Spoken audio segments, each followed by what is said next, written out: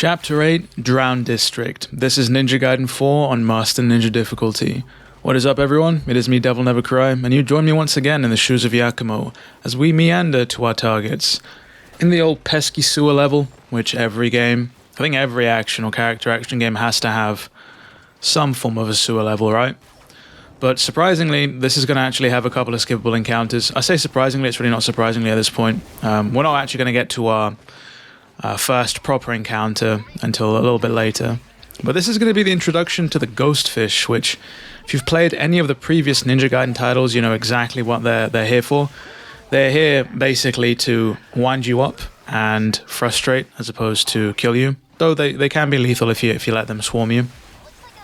Infamously, Itagaki-san, the director for, well, I guess the first couple of Ninja Gaiden titles, when he'd initially seen the Ghost Fish in some of the previous titles, I think it might have been actually the first one, they were initially meant to be ornamental, at which point he kind of asked, I think, the designer what the hell was the point of putting something ornamental in an action game that's going to, take up system memory and performance, which basically led to them becoming enemies, which is interesting. We get absolutely cooked there. I end up bottling the platforming and then getting cooked here. You don't need to fight these enemies. I don't even know why I am.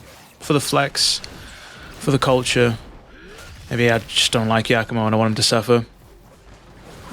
I think eventually, though, hopefully I'll wisen up. You gotta be real careful. I think that took off a lot of health. The grabs in the standard game rarely happen, if at all. They happen more frequently on Master Ninja, and when they do, you better hope you mash hard enough, because it will take off a substantial amount of health, and more often than not will kill you. And it can be quite frustrating.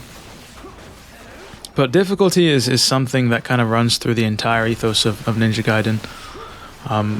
Again, referring back to Itagaki-san mentioning that game testers had initially complained that the game was too hard, I think the original Ninja Gaiden, and as a result he goes on to just decide to make it harder, which, I mean, yeah, it's definitely a position to take.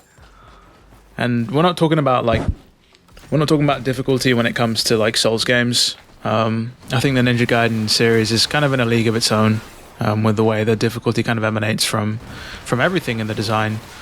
I think it primarily is distinguished from those kinds of games because builds can more often than not carry you in things like Souls games, and that's the case because people typically find builds that trivialize or outright just delete bosses and difficult things in those games, whereas these games, and a lot of action games and character action games, particularly ones that stem from like the early 2000s in their original design, there isn't really anything in the games that will do that for you. Sure, there are like upgrades to your health and whatever game you're playing, maybe it's Nimpo, maybe it's your Devil Trigger and whatnot, but by and large you kind of have to rely on your own skill. There's only so much of a crutch that things like upgrades can provide.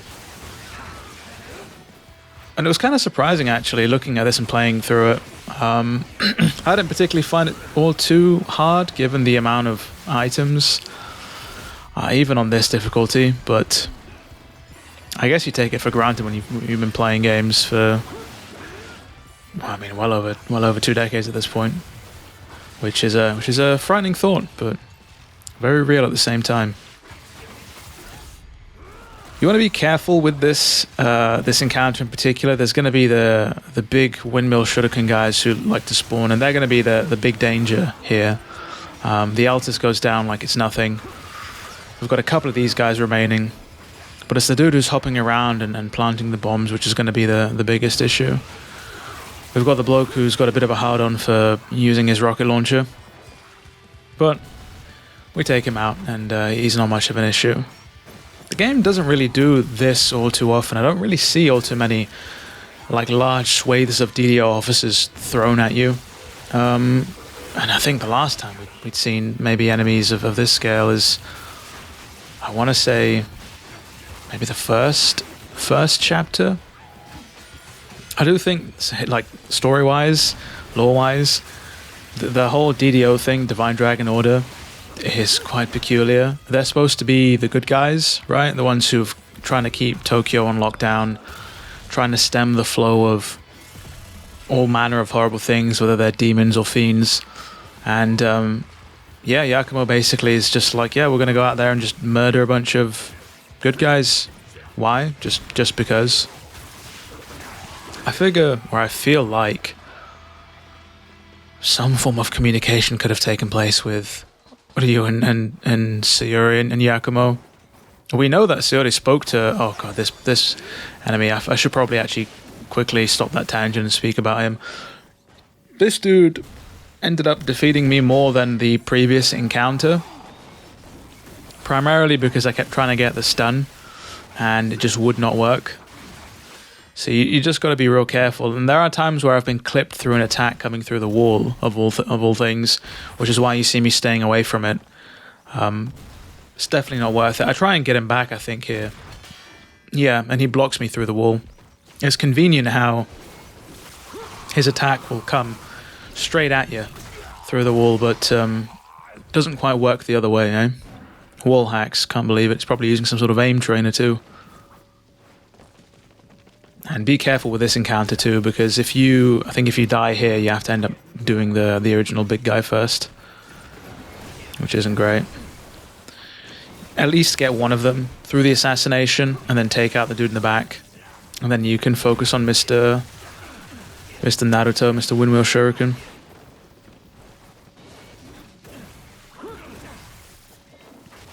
But he's almost done. He's getting staggered, and once we've got the deal, he's basically down and out. I do like how sometimes they just look like they're going to sleep.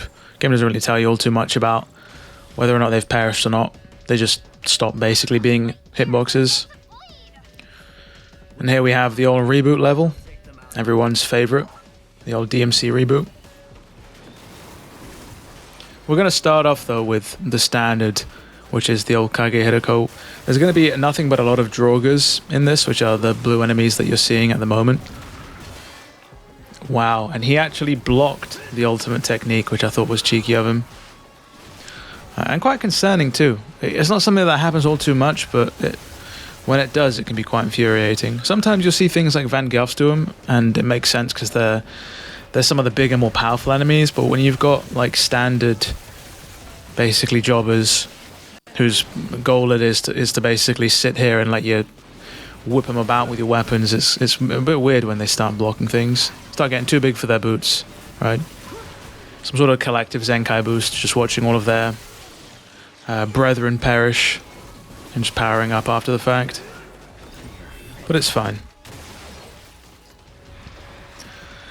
We also have fiends here as well, actually, yeah. So, I mean, it's something that you're going to see more and more often. I think from this point on, at least in normal mode, the game is going to start mixing up the types of enemies that you face. So you've got Drogas and fiends here. And eventually you're going to have all of them. Drogas, fiends, demons, basically everything, a cascade. And it is quite interesting how sometimes you'll have the DDO fighting as well alongside, well, I say alongside, fighting enemies, and instead of, working together to take out the fiends or the demons, they just turn on you. Everyone turns on you, and it's just like, why? Why would you do this? I've got a berserk gauge. What am I going to do? Oh, of course, I'm going to go for the bloodbath slaughter. We get there eventually, folks. We get there eventually. We open our eyes and wisen up to the true obliterations eventually. But we're kind of just whittling away, piece by piece. This is a very large encounter. This is more, I say it often, it's an exercise in patience. Slow and steady wins the race. We don't have any UT. Wow, that was a straight hit. You got to be real careful of the Ilcanus. I don't know why I'm not focusing on them first, but they are the most mobile and they'll chase you down the most, as you can see there. But I don't have any essence, so I'm not getting any UTs going, which is why you're seeing me kind of play quite scarily. Wow, I went for the manual charge there. If you're in a pinch and you need to do what I did just then, just try and jump and do an on-landing, it will still cut down your charge time considerably, albeit it won't be as instant as it would be if you'd absorbed some sort of essence, I guess. But that's going to get the chain going. Make sure you use your left stick as well whilst the animation's going, just to ensure that you're targeting who you want to target. We do actually end up getting the mission there completed for defeating about 50 fiends, which goes to show you that I'm still looking around for mission bits and pieces, but that's hopefully going to end quite soon. I think from mission 9 onwards. I think after this mission is when I took a bit of a break, and I focused on completing all the tertiary missions before completing Master Ninja mode.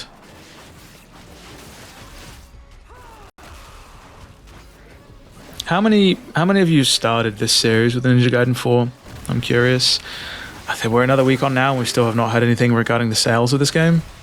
I'm hoping it sold good, hoping it sold well, but was this enticing enough of a game to kind of get you introduced and interested into the series? So it's a question worth knowing the answer to. And here's hoping that after this there's not going to be any other sort of hiatuses, I guess you could say, after this game.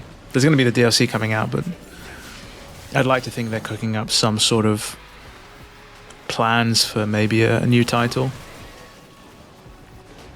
If at all, though, it's probably going to be another 4 to 5 years from now, just given development cycles. So still some time to wait. I reckon, though, I'd imagine that whenever we do end up getting some sort of next-gen console, whatever it may be. And here I go. Do I wisen up to the true obliterations? Yeah, the good thing about the Kaige Hideko's ones, and you can proc them by just getting the perfect timing on the throw, is that because they've got such a large area of effect when they explode, if enemies are grouped together, you can take out multiple of them at once. Which is kind of why it's my go-to. This is annoying. There's a ledge here, so you have to use the stairs like a heathen, like a pleb. But yeah, I was talking about introductions to the series and where things go from here. We're going to get the DLC going, and then I'd imagine at some point when we have the new consoles on the horizon, maybe we're going to get a Ninja Gaiden 4 Black. I don't know what you'd call it. It's very much the approach that DMC 5 took, where you had 5 come out, and then to coincide with the PS5's release, they had a special edition primed and ready, basically. So who knows if that is the case, which I'd imagine we're probably 2 or 3 years away from a new console at this point, or the next gen of consoles. Oh wow, we took out the set of Ilcanus there with a Yutosin. Not really my favorite weapon, but is what it is. We can skip most of this, and then we've got to take out this guy. And be careful, there's a Vanguard at the end of this who caught me by surprise and took me out, so you're probably going to see a crossfade there.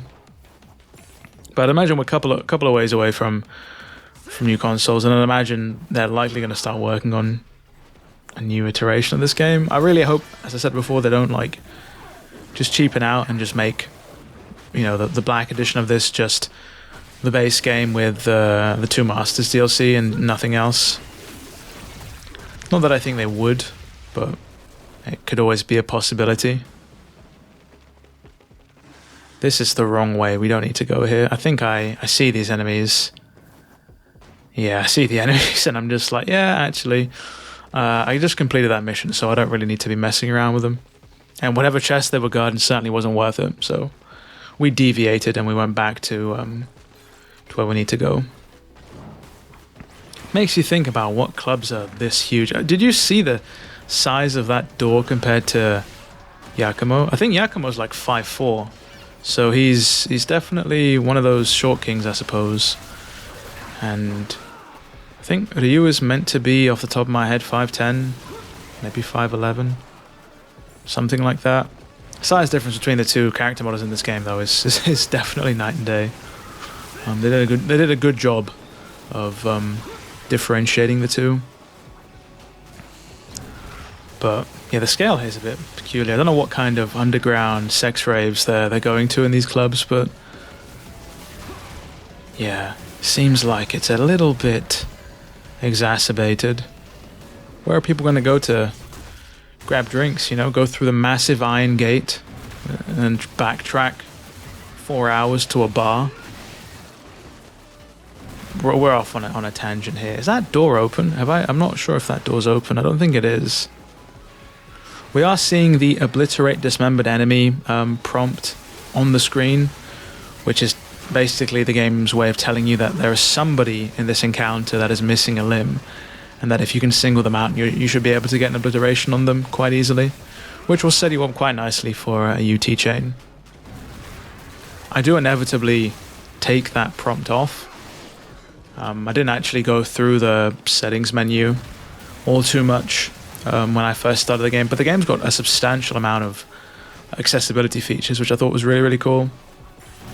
But you do have the option to take prompts off, which I did eventually do, just because I found it a little bit garish, and I think at this point, after beating the game and being halfway through another playthrough, it's not really needed. Oh yeah, making good use. That was a bit inefficient considering there was nobody piled up next to him, but yeah, we get 2 people with that one, which isn't too bad. Wow, I didn't proc for that guy though, which must have meant that I messed the timing up. Oh no, the gate wasn't open. It was me not seeing things, clearly caught in the grip of murder, thinking about both Ayane and Sura at the same time. Definitely didn't hear that from me though. And we're gonna just keep on traversing. The smell here would probably just... You'd never be able to focus. You know what I mean? I do think that the... Oh, wow. Yeah. Oh, this is, yeah, it's painful to look at. I do think it's quite funny how this entire section and the couple of chapters after this primarily just fixate on the fact that Sayori was swallowed whole by a giant fish. Hashtag ripoff of, you know, the Demon of Song from Dark Souls 2, since we talk about souls in this video already. Yeah, I don't know. There's probably something fetishistic about that, I'd imagine. Probably some people who saw that were fist pumping. I love it. I love being, you know, just completely obfuscated by the model of a dying enemy, so I can't see what attack is coming my way. Never change, Ninja Gaiden, with your peculiarity. Never change. There is also the Death Wish modifier for this game, and I'm really surprised that they didn't put a trophy or an achievement behind it. The Death Wish modifier, for those of you who don't know, means that the game automatically, whenever you load into a mission, strips you of all of your health upgrades and all of your acquired moves. So you go through each chapter with nothing but what you start the game out with. And on the one hand, it's probably an incredibly boring way to play, because a lot of the fun comes from all the cool stuff you can do with the different weapons and all the different moves you can unlock. But on the other hand, I think there is something quite cool and quite pure about just basically raw dogging the game.